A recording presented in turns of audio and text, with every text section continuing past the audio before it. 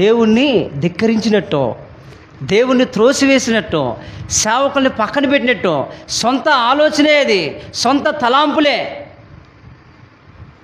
ప్రియులరా, వెళ్ళిన తర్వాత ఏం మాట్లాడుకుంటారు? అన్న ఆ పరిచర్య అప్పుడున్నప్పుడు నేను అలా చేశా, ఏమండి ఇప్పుడు ఈ సేవకుడు చేంజ్ చేస్తున్నాడు పరిచర్య. ఇదే కదా అడిగేది, ఇదే కదా మాట్లాడుకునేది. యథార్థంగా మాట్లాడుకోవాలంటే ఇదే మాట్లాడుకుంటాం. ఎందుకంటే 2 కొమ్ములు ఎక్కువ ఉంటాయి నాకు.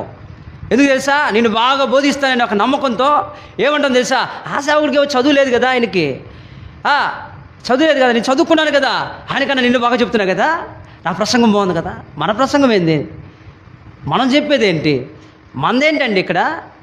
ప్రభుది, ప్రభు వాక్యం, ప్రభు మాట్లాడుతూ ఉంటాడు, ప్రభు ప్రసంగం, ప్రభు మాట్లాడాడు. పిల్లరా, అలాగున ఒక సంఘములో ఆయన బిడ్డలుగా చేయబడిన తర్వాత అధ్యక్షులుగా నేను నిర్మిస్తే, దేవుడు ఏర్పాటు చేసుకుంటే కాచే విషయంలో జాగ్రత్త,